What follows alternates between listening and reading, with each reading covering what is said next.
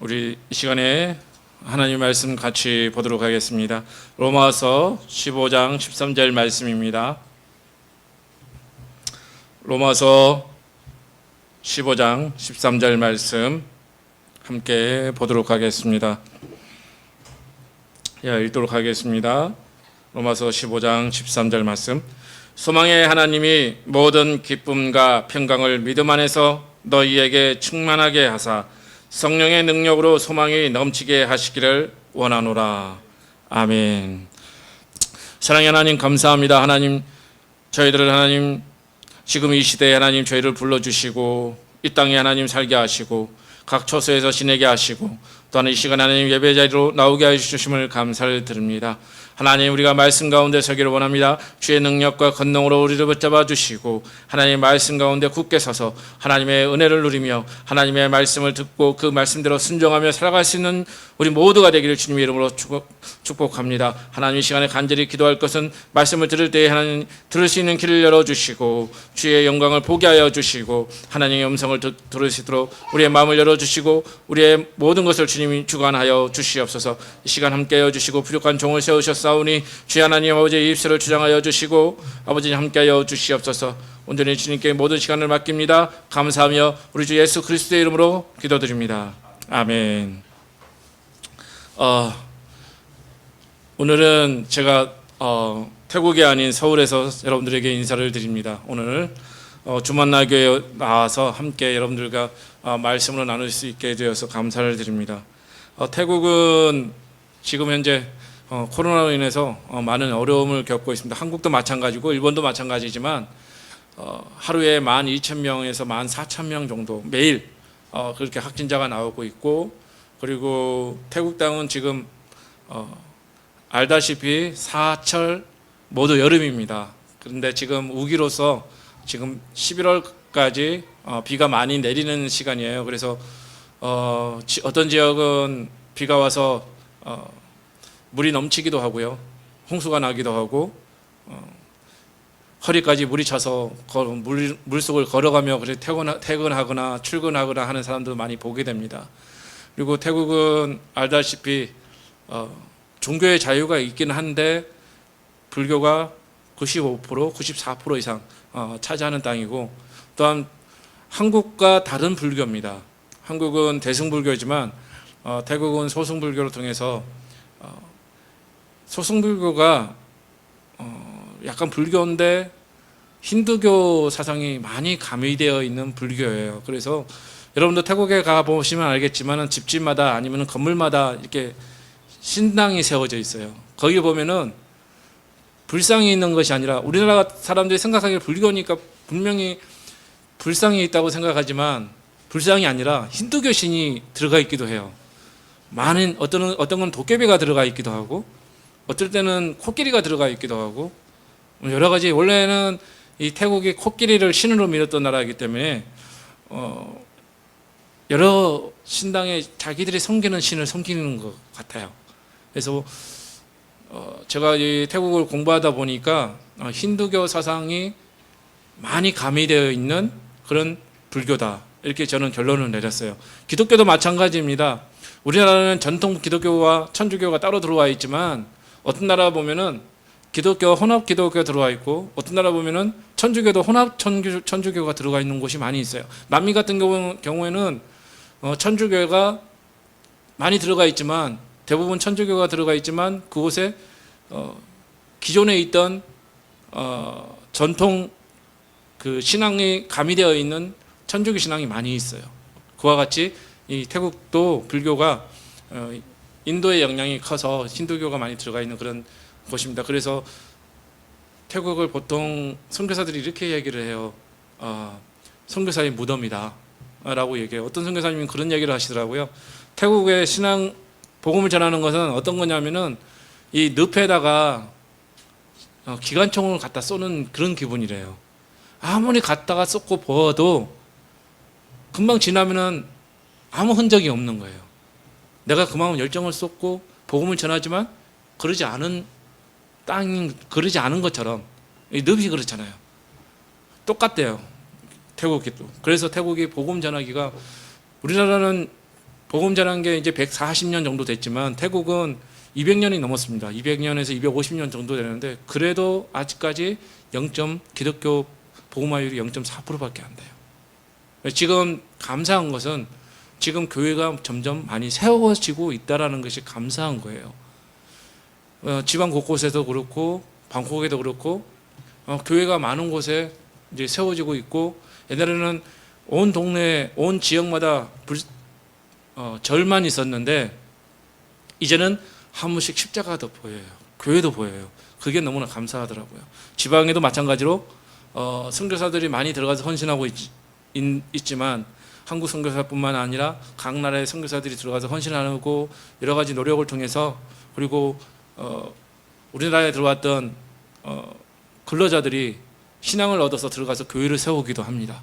제가 아는 어떤 목사님은 한국의 노동자로 왔다가 주님을 영접해서 신학을 하고 한국에서 벌었던 돈을 모두 가져가서 교회 짓는 데 투자를 하더라고요. 그렇듯이 지금 태국도 변하고 있다는 거 너무 감사하고 너무 희망이 조금씩 보이는 땅이에요. 예전 같으면 절망의 땅이었고 선교사들의 무덤과 같은, 일본이 그렇다고 얘기를 하잖아요. 그런데 선교사의 무덤 같은 땅이었지만 조금씩 희망이 보이는 땅이 되어가고 있습니다. 예, 태국을 위해서 생각날 때마다 기도해 주시고 물론 각 선교사님들을 위해서 기도해 주시는데 제가 있는 태국 땅에서 한번 생각날 때 한 번씩 가끔 1분이라도 기도해 주시면 감사하겠습니다. 오늘 말씀을 들어가겠습니다. 오늘은 이 제목을 이 시대에 어떻게 살아갈 것인가, 두 번째 소망으로라는 제목을 제가 선택을 했는데요. 오늘은 지난번에 말씀을 전할 때 지난달이었죠. 믿음으로 나아가라라는 말씀으로 여러분들에게 말씀을 전했었어요. 두 번째로 소망으로라는 말씀을 오늘 함께 나눌 텐데, 솔직히 지난번에 말씀을 정하고 믿음으로 나아가라는 말씀을 전하고 난 다음에 계속 한 달 뒤에 있는 말씀을 전하기 위해서 묵상하고 하다가 묵상 중에 어떤 분이 믿음, 소망, 사랑에 대해서 이야기하는 걸 들었어요.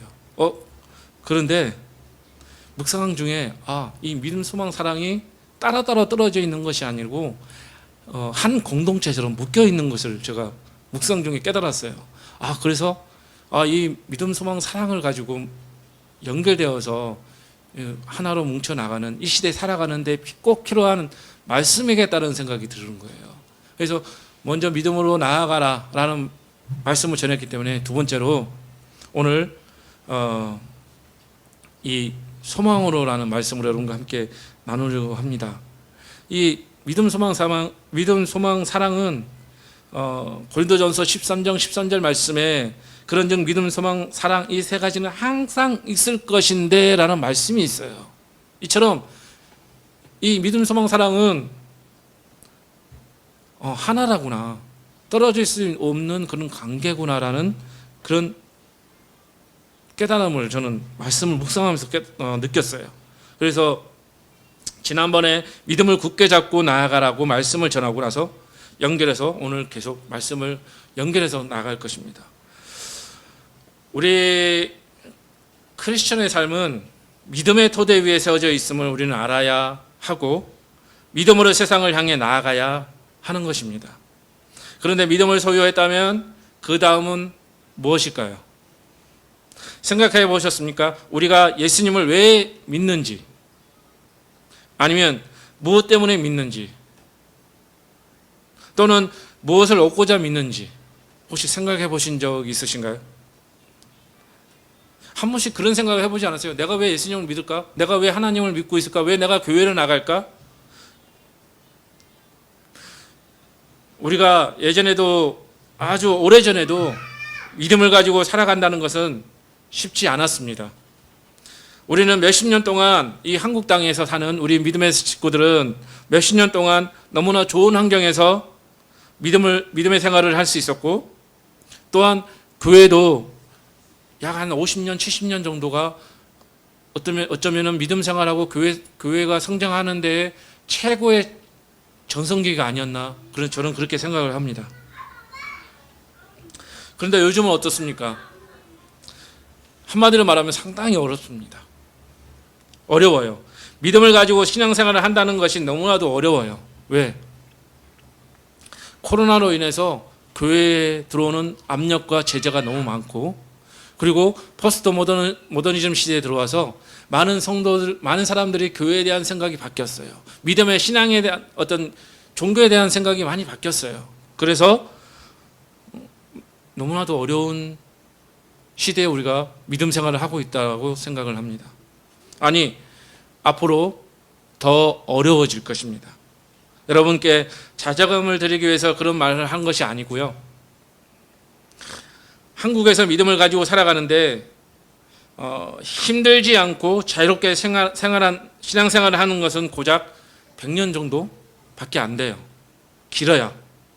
하지만 그 속에서도 많은 사람들은 신앙생활하는데 어려움을 겪고 있었던 사람도 많이 있습니다. 핍박과 그리고 쫓겨남과 욕도 먹게 되고 그런 생활을 하고도 있고 지금도 그렇게 사는 사람들이 있어요. 신앙생활 하는데. 하지만 성도 여러분, 그렇다고 해서 지금 이 시대가 신앙생활 하기에 너무 힘들다고, 그리고 교회에서 예배드리기도 너무 힘들다고 좌절하거나 힘을 잃지 마십시오. 왜? 그것은 하나님이 우리에게 소망을 주셨기 때문입니다. 부모님들이 자식에게 어떤 마음을 가지고 살아갑니까? 자식들이 잘 배우고 잘 자라고 결혼을 하고 자식을 잘 낳고 그리고 잘 사는 것을 보기를 소망하죠. 자식이 자라는 모습을 보면서 그렇게 소망합니다. 하나님도 우리를 향한 그 마음이 마찬가지일 것입니다. 우리에게 그런 소망을 가지고 계세요.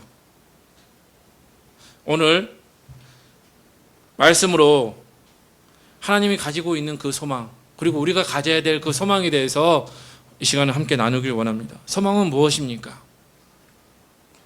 소망은 사전적인 의미로 바라는 것입니다. 어떤 이에게는 목표가 되기도 해요. 그리고 어떤 이에게는 희망이 되기도 합니다. 또한 어떤 이에게는 이 소망이 삶의 전부가 되기도 해요.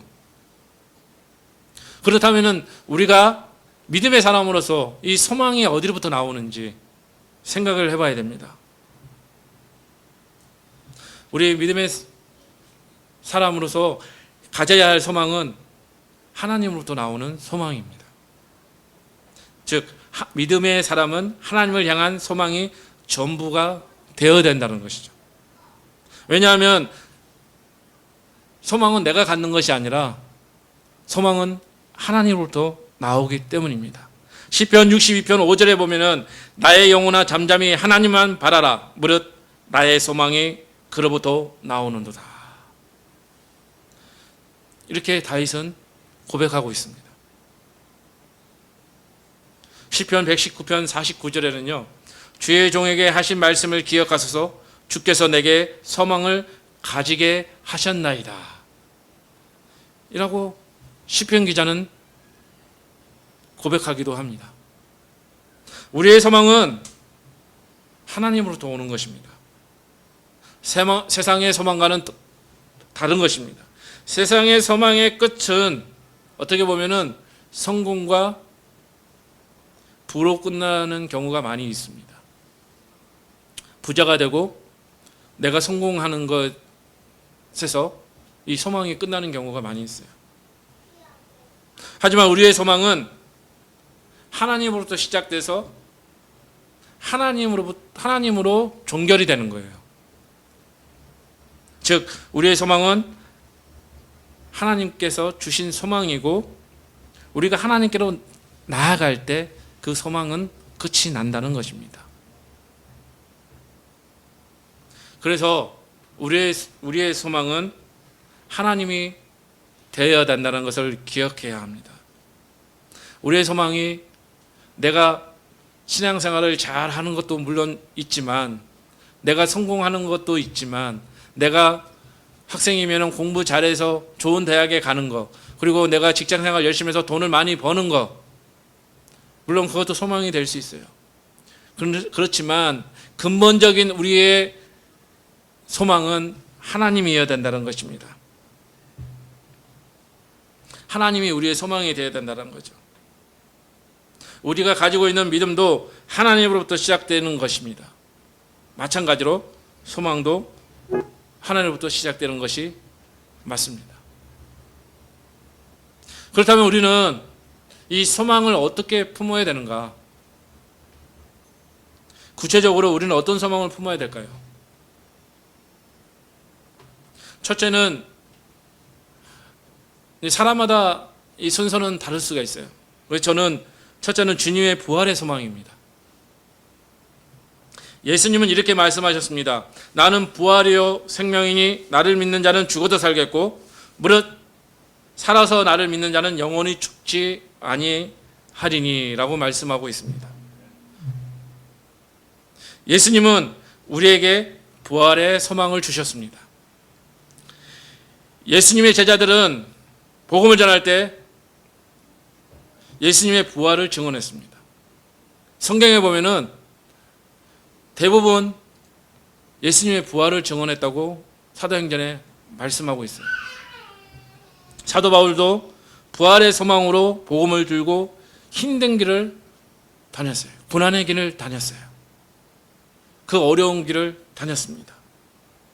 이제 우리도 예수님께서 몸소 보여주신 부활의 소망을 품어야 할 것입니다. 왜냐하면 예수님께서 부활을 먼저 보여주셨기 때문에 우리도 그 부활의 길로 나갈 수 있다는 것을 우리는 소망을 가지고 품어야 되는 것입니다. 그리고 복음의 제일 큰 부분 중에 하나가 부활입니다.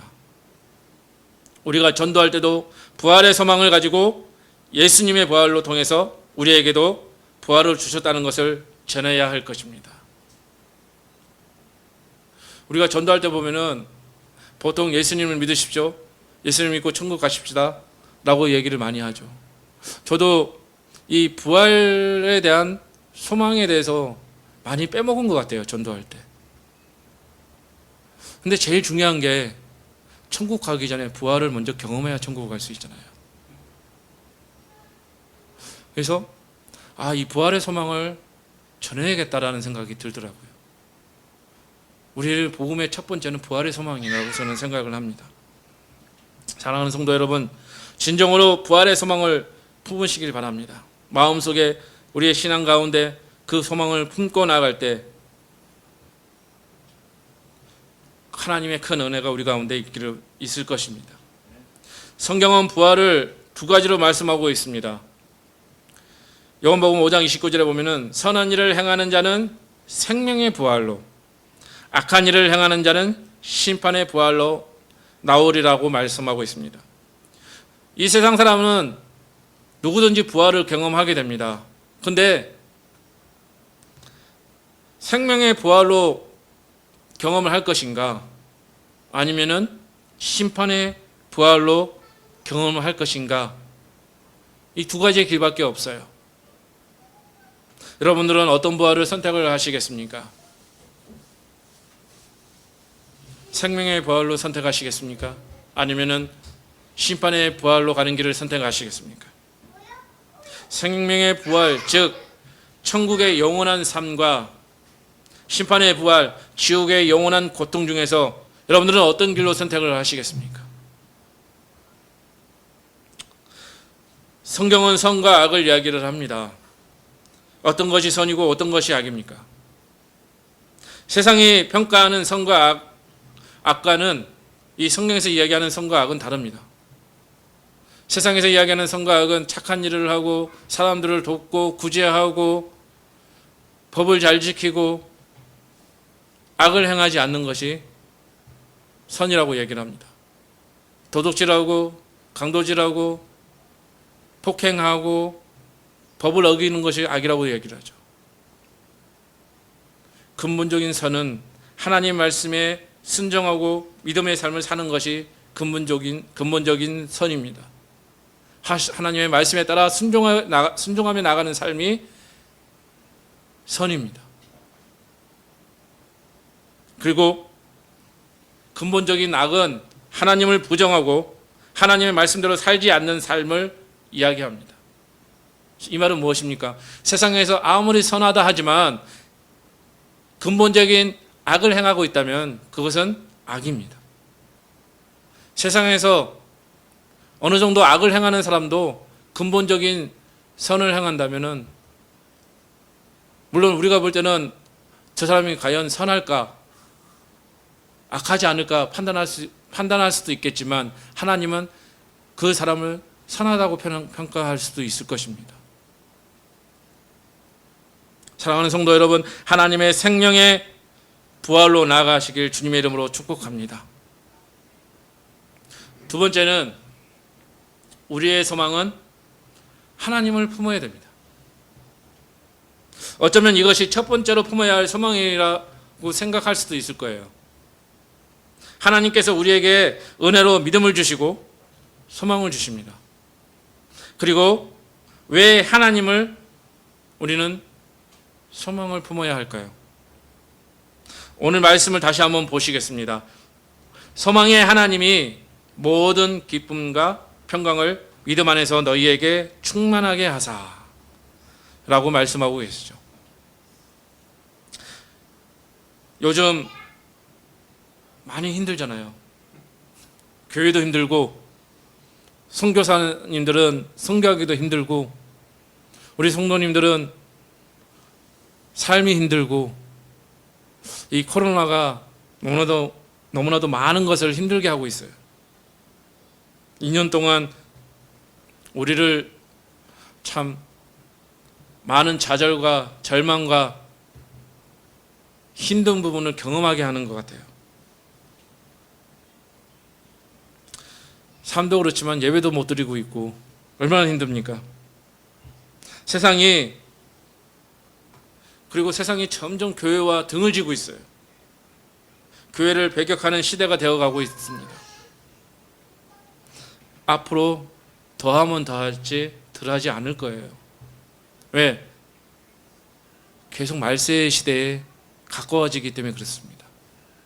말세가 가까워지면은, 하나님의 때가 가까워지면은 사단은 발악을 하고 덤벼들 거예요.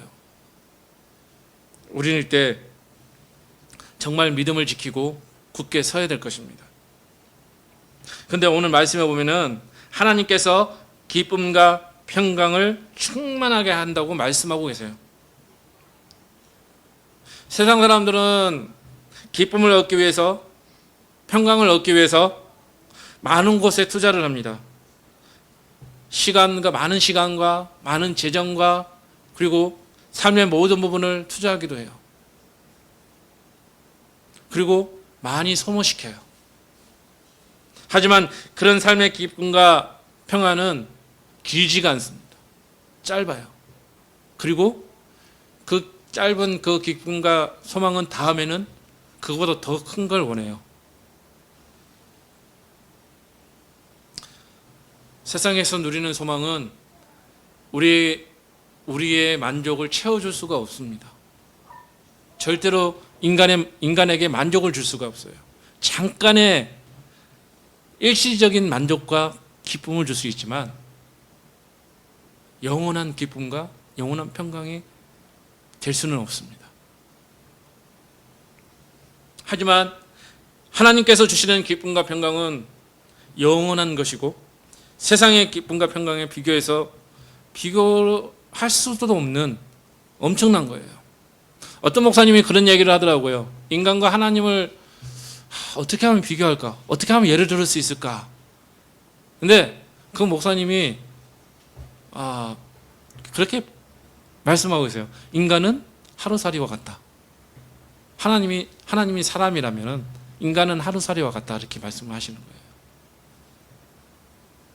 가만 생각해보니까 그것도 맞을 수도 있겠다 싶더라고요.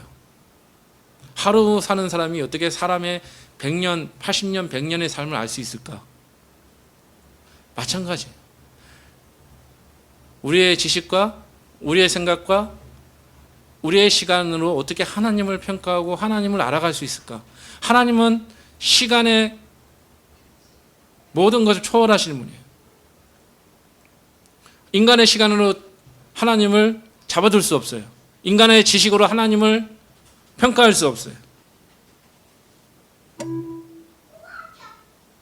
그렇기 때문에 하나님이 주신 그 기쁨과 평강은 인간이 생각하는 그 상상 이상의 것이 될 것입니다.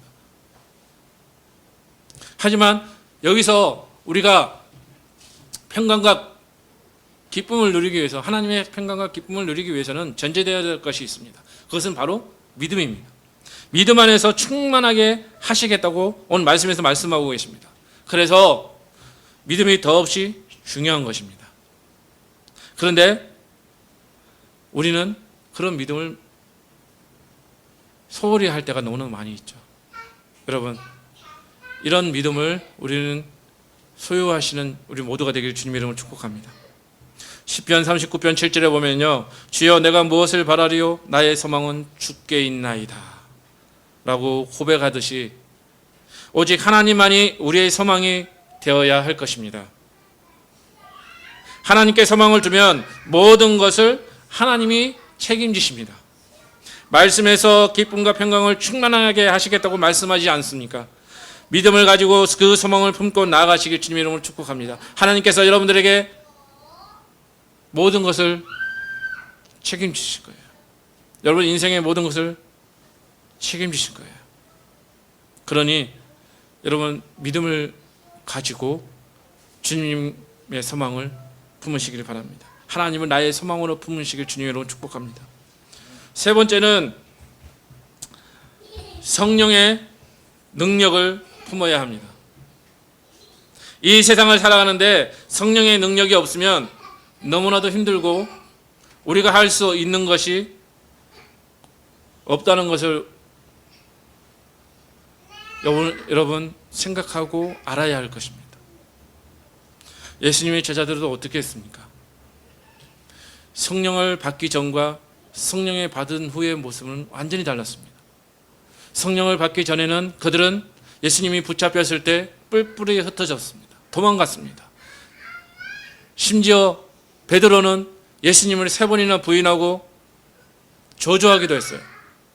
하지만 그랬던 이 예수님의 제자들이 성령을 받았을 때 어떠했습니까? 그들은 담대히 주님의 복음을 전하며 나아갔습니다. 어떠한 핍박이 있어도, 어떠한 고통이 있어도, 감옥에 갇히는 한이 있더라도, 채찍을 맞는 한이 있더라도 그들은 성령의 능력을 받아 방언을 하며 그리고 복음을 전하며 주님 담대히 나아갔다는 것입니다. 여러분, 성령의 능력은 모든 것을 가능하게 합니다. 우리가 믿음의 삶을 사는 것도요, 그냥 믿음을 가지고 살 수 있는 것이 아니라 우리에게 믿음을 주시는 하나님의 능력, 성령의 능력이 우리를 믿음의 삶을 살게끔 하나님이 하신다는 것이에요. 우리가 하나님을 소망으로 품으라는 이유가 뭐냐면은 하나님께서 성령의 능력으로 우리에게 기쁨과 평안을 주시기 때문에 그렇습니다. 오늘 말씀에 보면은 소망을 더욱 넘치게 하신다고 말씀하고 있어요. 믿음으로 나아가는 여러분들 되시길 바랍니다. 성령의 능력이요, 우리에게 많은 것을 주세요.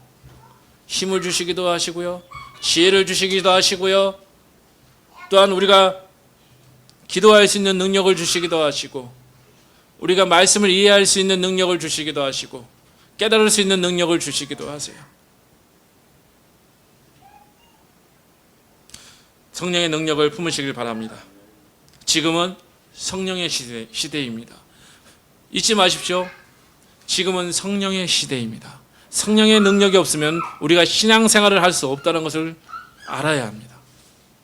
물론 기적과 이적이 막 일어나는 그런 능력이 아니에요. 우리 안에서 믿음을 굳게 지키게 하고 말씀에 따라 살아가게 하고 복음을 전하게 하는 능력이 그 성령의 능력이라는 것을 기억하십시오.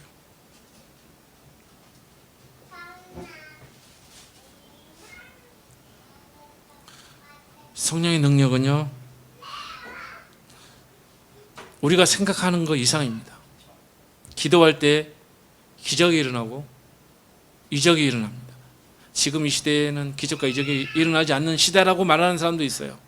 목사님들조차도 그렇게 이야기하는 사람들이 있어요. 아니요. 지금도 기적과 이적은 많이 일어나요. 성령의 능력이 그렇게 일하십니다. 내가 일하는 것이 아니라, 여러분들이 일하는 것이 아니라 성령의 능력이 여러분들을 통해서 일어나게 하신다는 것을 기억하십시오. 여러분, 성령의 능력을 소망하는 여러분들 되십시오. 기도할 때 성령의 능력이 내게 임하게 하여 주시옵소서. 그리하여 하나님의 말씀의 대로 살아갈 수 있게 하여 주시옵소서. 하나님의 뜻대로 살아갈 수 있는 힘을 주시옵소서. 어떤 고통과 어떤 어려움과 핍박이 오더라도 그것을 이기며 나아갈 수 있는 힘을 주시옵소서라고 나는 소망을 가지고 나아가는 우리 모두가 되기를 주님의 이름으로 축복합니다. 그리고 네 번째는 우리는 주님의 공동체의 소망을 품으시기 바랍니다. 성경에는 공동체에 대한 소망을 품으라는 말씀을 제가 찾아도 볼 수가 없었어요. 아니, 제가 못 찾은 것일 수도 있어요. 하지만 주님의 부활의 능력으로, 성령의 능력으로 세우는 것이 교회입니다. 즉 주님의 공동체입니다. 이 시대에 혼자 믿음을 지키며 살아간다는 것은 쉬운 것이 아닙니다. 공동체에서 함께 믿음을 지키고 신앙 삶을 살고 함께 누리며 사랑을 전하며 서로 돕고 서로 의지하며 살아가야 하는 것이 교회에 대한 소망, 공동체에 대한 소망을 품고 나가는 것입니다. 이 시대에 혼자 살아갈 수 없어요. 지금 믿는 사람들을 압력하고 모이지 못하게 하고 신앙생활을 어렵게 하는 것이 지금 이 시대의 모습이에요. 그럼 혼자 살아갈 수 있다? 아니요. 혼자 살아가면 믿음을 잃게 되고 소망을 잃게 되고 하나님을 떠나게 될 수밖에 없어요. 그러기 위해서는 어떻게 해야 돼요? 모여야 됩니다. 공동체에 함께 가야 합니다.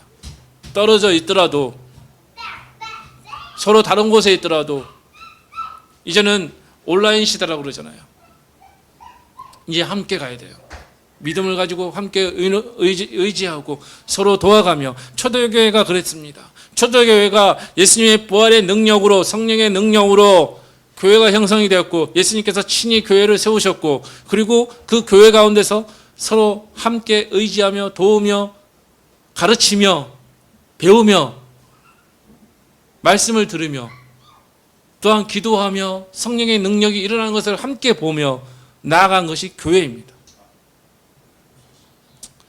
이 시대는 정말로 공동체가 필요한 교회입니다.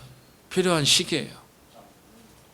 이제는 공동체가 필요 없어요. 온라인으로 다 예배 드릴 수 있어요. 라고 생각하는 사람도 있을 거예요. 하지만 하나님께서 계속 말씀하고 계시는 것이 공동체의 중요성에서 되게 말씀하고 있습니다. 저희 가정이 저희 아내와 제가 지지난달부터 해서 약 한 8주 정도 그리스도인의 결혼에 대해서 세미나를 들은 적이 있어요. 그것을 듣게 되면서 공동체에 대한, 이 부부가 공동체잖아요. 하나님이 세우신 처음의 공동체가 가정이잖아요. 가정에 대한 중요성에 대해서 너무 많이 깨달은 거예요. 우리가 얼마나 잘못하고 있는가. 목사고 사모고 선교사로 있지만 우리가 얼마나 이 공동체에 대해서 소홀히 하고 있는가라는 것을 깨달은 거예요. 여러분이 교회의 공동체에 대해서 소홀히 하고 있지 않은지, 교회 공동체, 우리 신앙의 공동체에 대해서 너무나 신경을 쓰고 있지 않은지 생각해 보십시오. 교회는요, 믿음의 사람들이 모이긴 하지만 다 건강한 사람들이 모이는 곳은 아니에요. 예전에 오늘의 교회 하영정 목사님이 이런 말씀을 하셨어요. 교회는 건강한 사람들이 모이는 그런 공동체가 아닙니다라고 얘기했어요. 교회는 병원이라고 말씀하셨어요. 물론 건강한 사람도 있고 건강하지 못한 사람도 있어 균형을 맞춰야 돼요. 하지만 모두 다 건강하다고 생각할 수가 없어요. 왜? 상처 있고 병들고 힘들고, 초대교회도 마찬가지였습니다. 과부가 있었고 고아가 있었고 어려운 사람들이 있었어요. 그거는 부자들이 자기 재산을 내어놓고 그리고 서로 도와가면서 공동체를 이뤘어요. 지금의 교회도 그렇게 해야 된다는 것입니다. 교회는 서로 돌아봐야 될 곳이에요. 그래서 공동체에 대한 소망을 품으십시오. 하나님이 만든 공동체가 교회예요. 교회에 주신 은혜가 있어요. 지금 이 시대가 자꾸 교회를 떠나게끔 하는 요소들이 너무 많이 있어요. 여러분, 공동체에 대한 소망을 품고 교회에 모이십시오. 지금은 많이 모일 수 없지만 곧 이 팬데믹 상황도 끝납니다.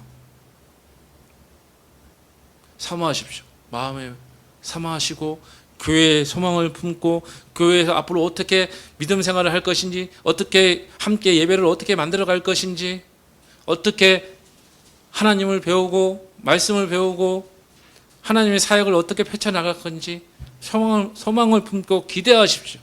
하나님께서 그렇게 만들어 나가실 것입니다. 이 시대는요, 하나님께서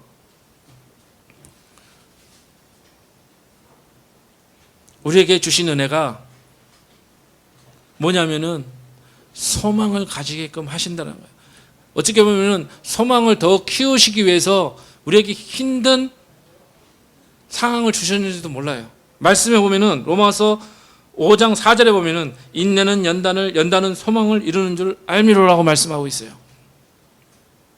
여러분이 힘들죠? 힘든 시기는 우리 소망을 이루게 하시게끔 하기 위해서 하나님이 주신 은혜일 수도 있습니다. 누가 보면은 하나님의 은혜, 이 팬데믹 상황이 하나님의 은혜라고 그러면은 많은 사람들이 욕을 하고 많은 사람들이 비방하고 그럴 거예요. 미쳤다고. 근데 말씀에서 말씀하고 있어요. 인내는 연단은 소망을 이루는 줄 알미로라. 개개인의 삶을 돌아보십시오. 여러분의 삶이 지금까지 오기까지는 얼마나 많은 연단이 있었는지, 얼마나 많은 어려움이 있었는지 기억하십시오. 지금의 여러분을 만들기 위해서 하나님께서는 여러분의 삶을 어떨 때는 힘든 상황으로 몰아가시기도 하셨고, 어떤 때는 여러분들을 평강의 길로 인도하시기도 하셨어요. 좋은 길로 인도하시기도 하셨고, 어떨 때는 아스팔트로, 어떨 때는 비포장으로, 어떨 때는 산길로 인도하실 때도 있었어요. 산길로 간다고 힘들다고 좌절하고 포기합니까? 아니요. 우리의 삶은 포기하는 삶이 아니잖아요. 힘들어도 가는 삶이잖아요. 믿음의 삶도 마찬가지예요. 소망도 마찬가지예요. 힘든 상황 가운데 있지만 이것을 이기고 나갈 때 하나님께서 우리에게 주실 그 소망을, 이루실 소망을 가지고 나가는 여러분들 되시길 바랍니다.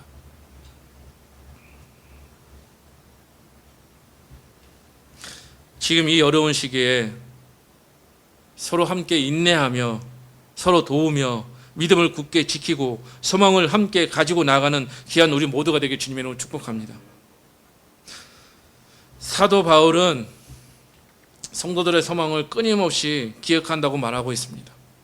데살로니가전서 1장 3절에 보면은 너희의 믿음의 역사와 사랑의 수고와 우리 주 예수 그리스도에 대한 소망의 인내를 우리 하나님 아버지 앞에서 끊임없이 기억하매니, 이 말씀처럼 이 사도 바울이 우리의 믿음의 역사, 그리고 사랑의 수고와 그리고 주 예수 그리스도에 대한 소망을 하나님 아버지 앞에서 끊임없이 기억하신다고 말씀하신 것처럼 하나님도, 예수님도 여러분이 지금 이 시대에 살아가는 삶에서 소망을 가지고 서로 도우며 인내하며 기다리는 그 삶을 여러분 기억하고 계시다는 것을 여러분들 기억하십시오.